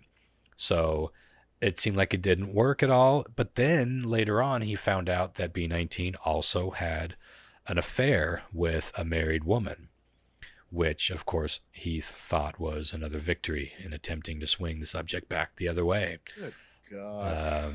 That was basically where that experiment ended, and Heath moved on to other things, but this remains one of his most noteworthy and controversial, of course, experiments. I'm more interested in the pleasure button. I don't believe you can electrocute gay into straight because I don't think that's how things work. But can you imagine how fast we would blow our pleasure fuse if we had a button? Like a month, maybe 2 months tops, right? Just imagine somebody on the bus that has got a button just pushing it constantly, drool on the side of the mouth, just a coma. Well, and like we know with major, he would be doing the SOS. He'd be like, "Help me, please!" Yeah, but with the pleasure button. Yeah, that's basically where you end up concerning pleasure, because we know you can fry that sensor. You can have, you can get rid of your dopamine. You can, a lot of meth addicts, like hardcore meth addicts, those super powerful drugs that just like when you're high, you're just like, Gah! It's like 10 orgasms all at once is how some people describe some of those crazy fucking highs. Imagine, it's not easy. It's not hard to see how that could fry your dopamine. And when you're gone, you're gone. And that would be a truly tragic way to live. I mean, forget sex, any kind of dopamine, like creative inspiration, just that the joy you get when you're laughing with your friends or whatever. If all that's gone, you may as well just punch out. I mean, it's done, right? Like you've punched your fucking life ticket. So I wish that someone had looked into B19 at this point after thousands of electrocutions to his pleasure zone, to see what life is like, see what he's able to enjoy. I got a feeling he probably didn't live a long life, being, seemed like he was kind of a street person and not a very safe life for most people. So I'm guessing he didn't live to be a ripe old age. I hope I'm wrong. But if he did, maybe we could have learned something from punching that ticket, Certainly was a dangerous time for him to be what he was. And who knows what it did to him just being told by official people that we can probably cure you of this. Maybe he wanted to be. I don't know. Some people do, especially back in the day. They knew what they were. They knew what they couldn't be. And they knew what society wanted them to be. A pretty nightmarish situation. So I bet some of them were willing to give it a go. Like, yeah, fix me, quote unquote. Really fucking heartbreaking. But also fascinating in terms of science. I mean, we don't know what makes any of us anything. I think it's all fair to look into. Swaying people in their sexual orientation, I think, is never not going to be controversial, though. Let me skip to the last one here. And this I am calling D's nuts. And you will see why quite soon. Now, according to an article on Live Science, a woman had just had sex with her boyfriend before she started to have a major allergic shock reaction, to the point where she had to go to the ER. She couldn't breathe. Now, the woman had a very serious allergy to Brazil nuts, and she knew this. The couple was well aware of this. Her boyfriend had some mixed nuts the day before, but, again, he was aware. He was very careful. He always washed properly, washed his clothes. He washed his bedding when he knew the girl was coming over. They didn't live together. And he took a thorough shower before they had sexual intercourse. So no one was thinking that that's where it would have come from. But the doc had a theory of his own, so he started to conduct some experiments. Is it from his cum? It's from his semen, huh? It is. How'd you know? Did we talk about this? It's like, if you hear about, certain foods that kind of transfer a flavor, or, I had not a girlfriend, but a friend that was a girl that said she was dating this guy that was a heavy smoker and his cum tasted like cigarettes. And I was like, ugh, that's so fucking gross. Yeah, it's been proven that people who eat a lot of fruits and veggies tend to have better tasting jizz, especially pineapple. It's supposed to be something that enhances. And conversely, someone who eats like a lot of like bland or rancid, a lot of meats, tends to not have super good tasting jizz. But it tastes is one thing, but actually containing allergen inducing microbes is something that wasn't really well known. Wow. It wasn't something that people thought about. And it's an important thing to remember. So the doc, how they did this, the doctor had the boyfriend eat some Brazil nuts, wait a few hours, jack off, bring the sample into the hospital. And the doctor then injected a little bit of that jizz into his girlfriend's arm. And sure enough, an allergic reaction, a compartmentalized one. But so as it turns out, it was the jizz. Her allergy was so strong that even that tiny amount of Brazil nut that made its way down to her boyfriend's scrode was enough to cause a reaction. And I think that's something worth knowing for any jizz gobblers out there, right? So some people are deathly allergic, and most people would never know that there'd be traces of nuts in these nuts. Thank you and good night. You are what you eat, and occasionally you are what I eat. You are what I eat. And it ain't getting better than that. With that, should we take a little break before we go into... I gotta pee. Nice coffee. All right, I'll be right back. All right. We all back? We all ready? Mm-hmm. You guys up for some strange trivia with Christopher You all ready F. Hart? for this? Oh, shit, yeah. Yep. Right. Okay. That means you got to make the pop sound, Chris. On command, even. I didn't say with your dick. Okay, here is the order in which we're playing tonight. John Mark, you're going to go first because you've been slaying every single quiz. Ron, thank you. You'll be right in the middle there, just the way you like it. And Lyle, you will be at the end, so you can analyze till your heart's content. Our first trivia story was sent in to me by Teresa Farrell. So huge thank you for that. You too can submit stories you want me to slide into weird trivia by sending them to me at christopher.bizarre@gmail.com. I'm glad that's working. Yeah, me too. It's nice to get some listener stuff for sure. All right, question 1. A Tennessee woman was a little confused after she went into her local Department of Licensing recently to get a new license. A couple weeks later, when her new license arrived at her house, she was surprised to see that due to a clerical error, instead of her picture on the license, there was a photo of this. Was it A, an empty chair? Was it B, the unsuspecting face of a photographer that had accidentally turned on selfie mode? Relatable to everyone, right? Uh-huh. Was it C, handwritten lyrics to rapper Coolio's platinum hit Gangster's Paradise? As I walk through the valley of the shadow of the... was it D, a photocopied butt crack? What was on her license due to clerical error? John Mark. Wow. Choices. I can see clearly now. All of them. I can see clearly now. The person is gone from the chair. Oh, empty chair. So I'm going to go with the empty chair because I think that seems like the most likely to me. That's what I'm picking.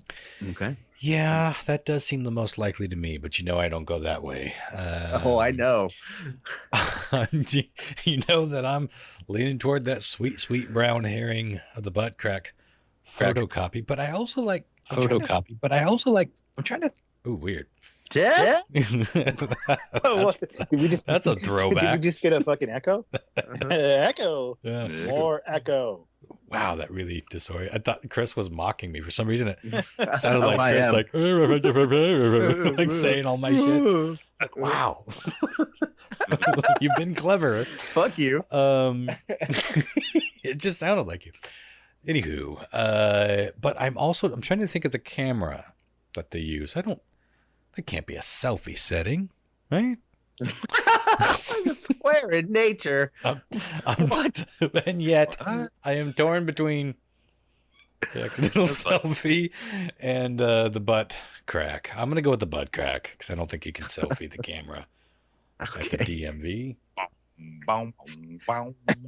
If you could, that sounds like a fair guess. Lyle. I'm going to have to give it away with the song. It'll be sitting on an empty chair and the face everywhere. Okay. Well, Allison James. I was hoping you were going to do some Coolio.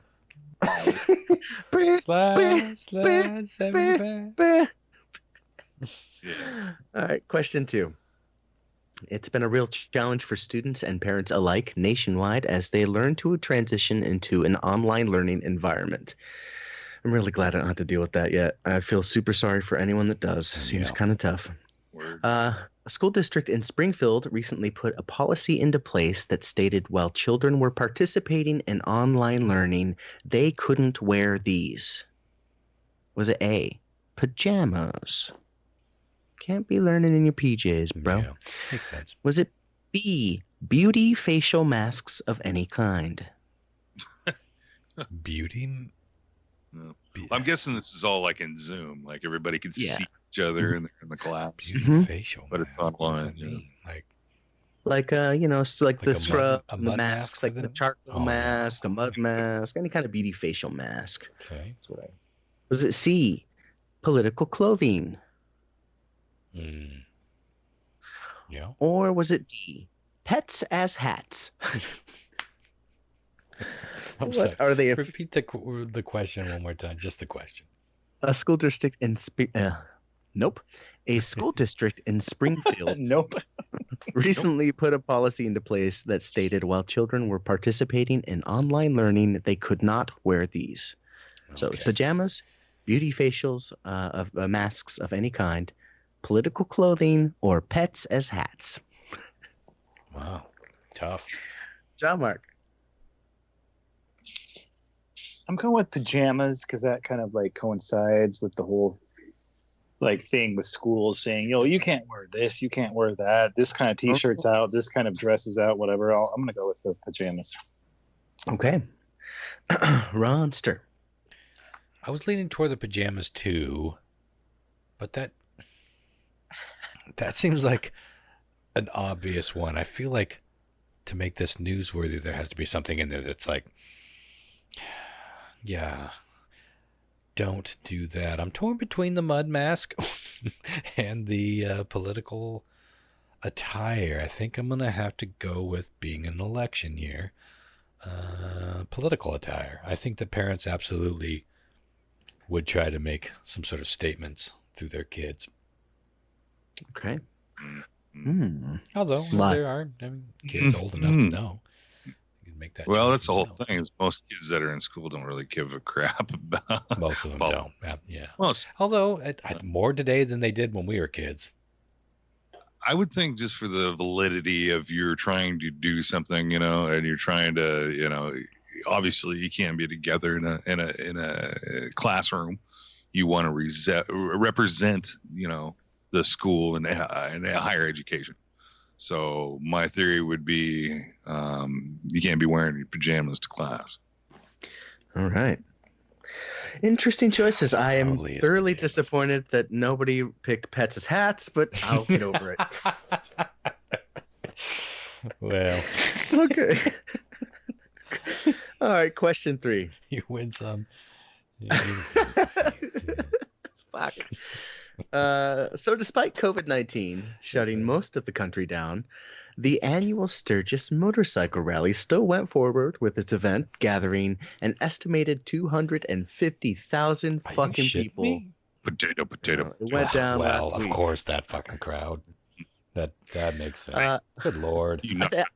From what I could understand, most of the because they usually have a shitload of bands that play and whatnot. It's like a festival, From what I can understand, the majority of the musical performances pulled out for obvious reasons, save for one band. One band decided to say "fuck yeah, liberty" in the My face name of certain is danger. King.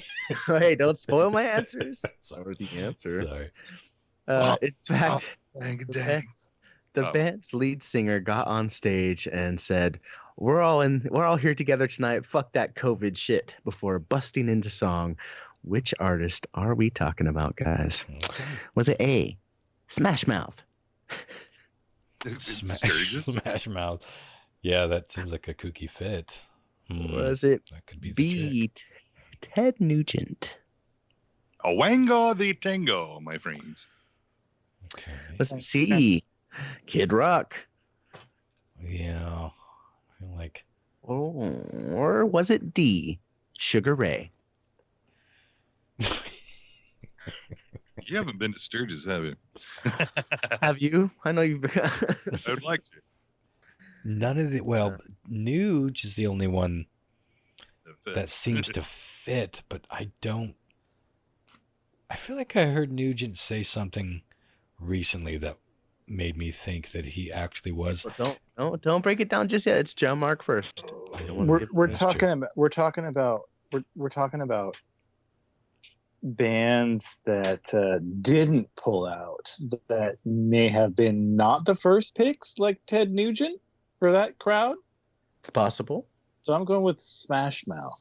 Oh, fucking bold. Really? All right, Ronster. Somebody once told me COVID was a hoaxy, but I'm not the sharpest tool in the shed. Yeah, okay. Kid Rock was the first thing to pop into my head as a joke, but he's basically Ted Nugent 2.0. Yeah, but where I was going was, I feel like I could be wrong, but I feel like I at least saw something the Nuge said that made it at least seem like he was respecting the virus as a possibility. I could be wrong, but Smash Mouth is so out of left field. Like all the other ones make some sense. Wait, okay, we got Nuge, Kid Rock. What was the other Sugar one? Ray. Yeah. I'm going to go with John Mark on this one. I'm going to go Smash My Mouth. name is Cole. Cough with the cough. 19. Cough with the cough. Die. Chokey. That's 2 episodes in a row. Kid Rock came up. Weird. Better make it a 3. I better make it a 3-way. Lyle, What a weird career that guy's had, huh? Where's our? Okay, come on, Kid Rock, give us our fucking our cash now. Come on, we mentioned you so many times. Yeah. Well, we can pay probably $400 and get Give me a little bob a with the cameo. I know you can get Sugar Ray, probably Smash Mouth for cheaper than that. A couple of the bike rallies that I went to, they had like Skid Row and actually real bands. But Well, again, this is COVID. yeah, well, I mean, it's also the 80s. It was popular. So I, with that knowledge, would have to probably go with Kid Rock. All right. Let's move on to our final Sorry, question. I didn't mean to steal your answer thunder there, but it was just like the first thing I could think of. It's like, who's getting out there and like, fuck COVID. Let's party.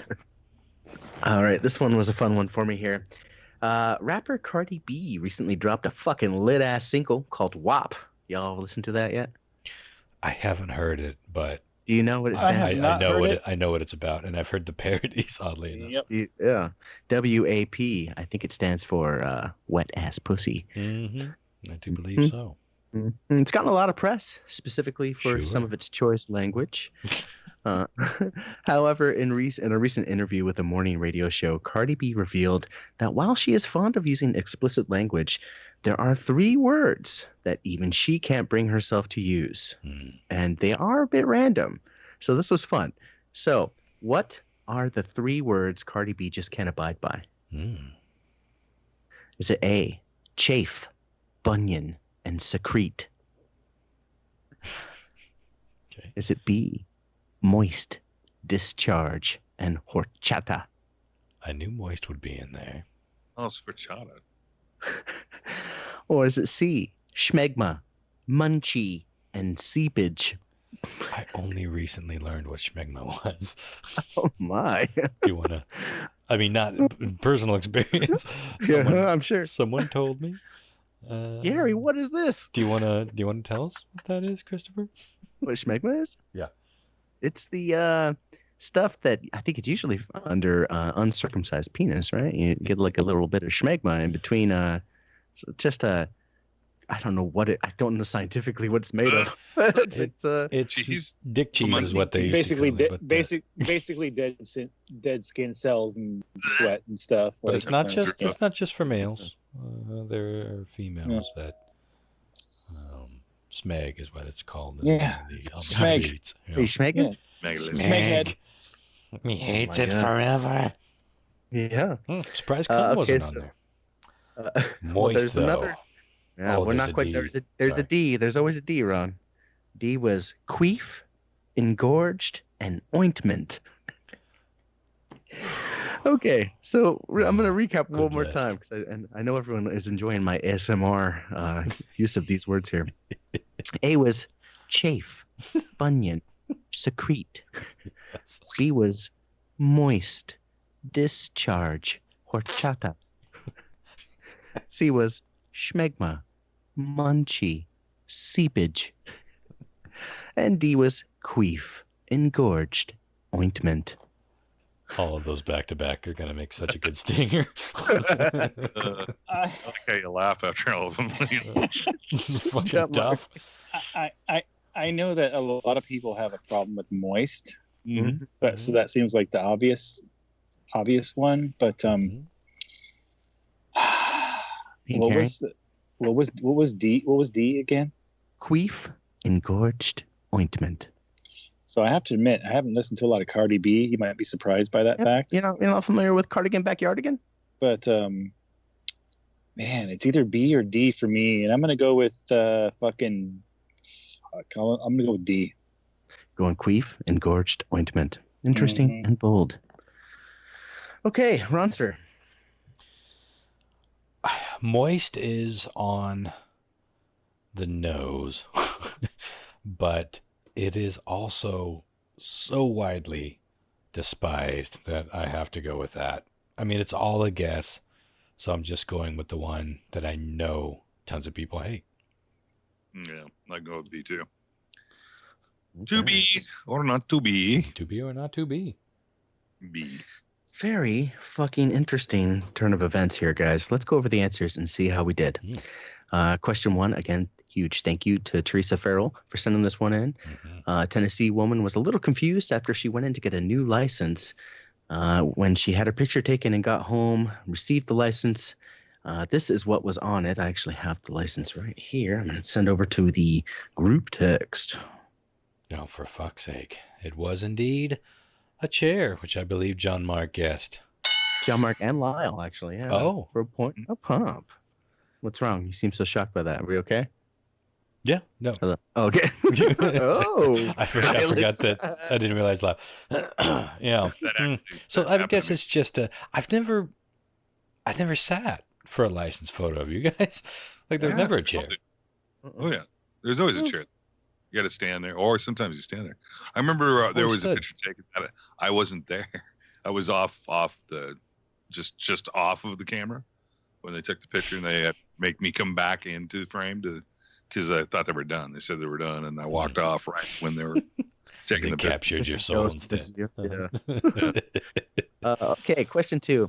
It's been quite a challenge for parents and students alike to adjust to this new online learning environment that we're all being thrust into.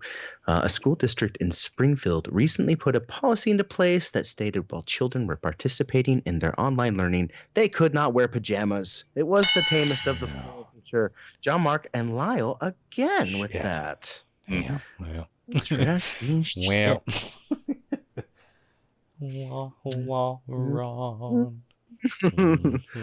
Question 3. So despite COVID-19 shutting most of the country down, the annual Sturgis Motorcycle Rally still went forward with its event, gathering an estimated 250,000 people. Most of the musicians pulled out, save for one big name who got up on stage and said, we're all in this together, fuck this COVID shit, followed by somebody once told me the world is gonna roll me. I ain't the sharpest tool in the shed. Wow. Fucking Smash Mouth, still smashing mouth after all these years. Smash Mouth. John Mark got that right, and Ronster got that right. There had to be a sea of confused bikers, right? Do you remember? There's a crowd full of people enjoying the show, not wearing masks. That song is 20 years old.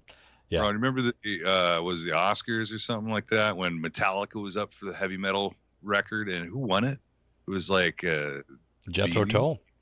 It was Jethro Tull. Yeah, beat out Metallica for fucking metal album of the year. Now Jethro Tull has put out some heavy music, but not in their later years. It never was heavy metal. Not really. What? Why? Yeah. So yeah.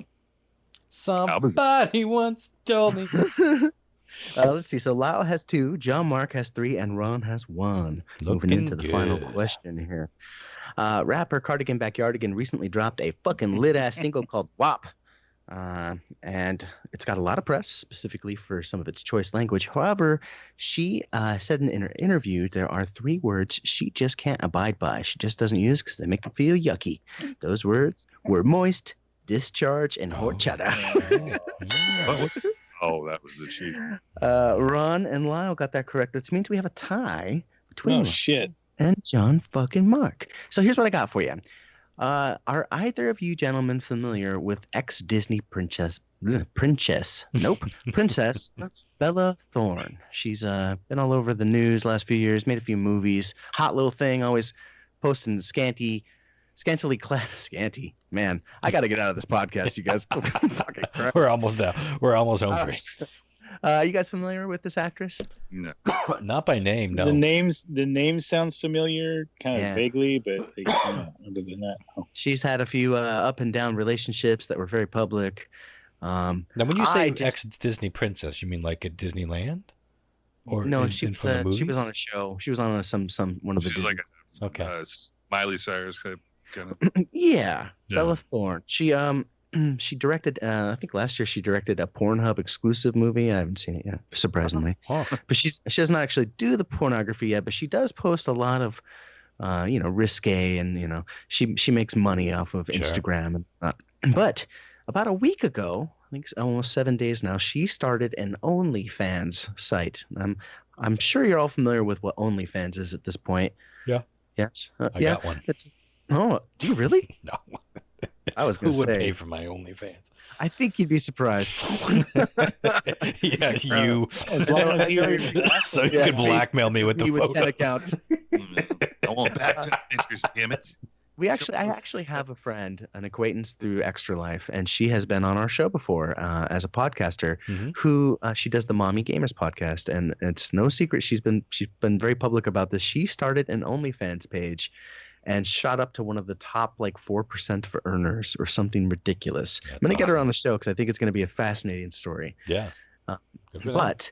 So about a week ago, Bella Thorne made an OnlyFans, and in 1 week's time, she's generated this amount of money. I need you guys to text me an amount you think it is in less than a week. Is it all of us? Are we all tied or what? Yeah, no, it's just you and John Mark. Lyle and John Mark. So send me a singular text. Don't do none of that group shit. Lyle. I got free in my phone for some reason. Is that enough? That's not even the right number. That's not even a number. We're not getting. Lyle went with L. A thing to no. We just got to pick a number. It's a tiebreaker, baby. Come on. God damn it! I'm going with it because I know I've watched streamers make this much money in one. Okay, I have Lyle. Day. Okay, I have both numbers here. Lyle went with $150,000. Okay, sizable amount. Mm-hmm. John Mark went with $2 million. Holy moly. Sizabler. It's probably right. Which is exactly the amount. Wow. Oh, shit. $2 million in 6 days or something ridiculous from the story I saw. Yeah, and this was just the type. Why should I not be surprised at that fucking bullshit? I mean, have you seen her? No. It's like Megan Fox. She did something. Yeah, she's way too young. But yeah, man. I mean, hey, more power to her. She's finding creative revenue streams. I think, I saw this fucking great meme, and it was like, oh, now, women all of a sudden are way into having their nude shared online as long as, we're paying for it or whatever. And it was like, bitch, those were taken from us and put up online without our permission. So fuck yeah, if we want to sell it, we can, Right. Yeah. You know what's nuts is that, like in Twitch, the whole genre of Twitch, they're like porn stars. Like a very huge amount of porn stars are actually streaming on Twitch. Yeah, Sasha Gray's a streamer now. I'm like, what? She's been a streamer for. I've been but it's got to be PG on Twitch, right? It is, and she is. She doesn't do any. She plays games. She actually plays The Witcher and stuff. But she got pulled off that to do a whole new genre on the internet, a whole internet show. But like if you could think about any porn star that's viable right now. She's probably streaming on Twitch. You'd have to find her. If not, she's on Instagram. That will soon be. Sure. Isn't it interesting how that is the thing? Because you can see them sucking cock. You can see their buttholes if you want. I think we are just a couple of clicks away. We're hitting kind of a threshold with porn where at some point when it becomes so easy to just see whatever you want to see, there is some magic sometimes in that's why burlesque is so interesting, because in an era where you can literally see anything that you want, only being able to see like a little bit of bare ass and some tassels, that's kind of, there's a novelty to that. That people love to be teased. Keeps the brain. That's exactly it. It's the tease. It's the mystery. You know, it's all about mystery. Whether that's who is this person? What are they doing? Where are they at? Are they thinking about me? Or what is under that? I want to see what that nipple looks like, but I can't. I can't know, and that drives me crazy. It's a powerful thing, mystery. That's a weird thing. That should be a whole topic. Well, it's a fucking fruitful thing. Those people are making so much fucking money. Well, and not even porn, not even just porn stars, but just like people who were just like nobodies. They signed up and they got their audience and they just sit there and they play video games and I've seen it. I've seen these feeds. I've watched how much money they can make in just 3 hours of playing a video game. It's fucking insane. Well, it's a weird concept because most of those people, you know, they have their own lives and they keep it separated from their communities. But in the same sense, the communities are so fucking out there. It's crazy. I've seen people donate thousands of dollars literally on one stream. There's a guy, his name's Pestily. He's really high up in the Escape from Tarkov video game world. He raised over what was $100 million this year for Children's Hospital. That's awesome. All right, so our winner today is John Mark again. No, surprise. Yeah, I know. Shocking. I'm gonna. Well done, sir. Yeah. Well, another solid episode, another solid list of answers. Always tricky. What you gonna do? What you gonna do? What you gonna do with the cowboy? Tune in next week. We shall be talking about 9/11. If you haven't checked out Christopher in my latest episode of How Bizarre News Desk, you can find that on our Facebook page. Right now, that's the only place you can find it. If you want to support the show, you can do so at patreon.com/talesfromthespacepod, or if you want to do just a one-time payment, anything helps, paypal.me/thecometmag. If you want to send any of your emails to Christopher, that is christopher.bizarre@gmail.com. You can send anything to me or for the show in general, radarstationart@gmail.com. And other than that, tune in next week. I think we're going to get into this 9/11 story. See what that's about. All right. I predict 9/11 OnlyFans. We need to start. Twin Towers are coming up. No. Wait, what? Oh my! We need to start selling our bathwater. Yeah. There's Ron's bathwater. So many troubling ways. It's gonna be fucking gross to make money on the internet. All right. Good night, guys. See you guys.